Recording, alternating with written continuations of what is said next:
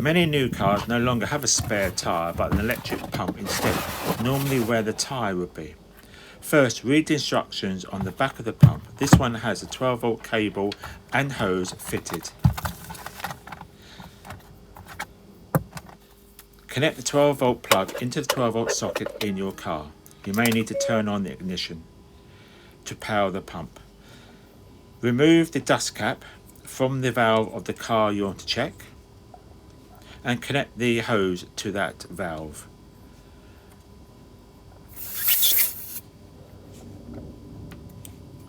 Check the pressure, normally between 30 and 36. If it's any lower, you will need to put more air in the tyre. Turn on the pump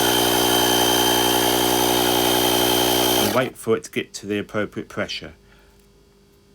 When it is, remove the hose from the valve, refit the dust cap, turn the ignition off, remove the 12-volt cable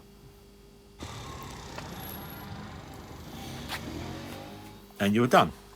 Don't forget to put the pump cables back on the back and put back into the car. Thank you for listening and watching. Please like and subscribe.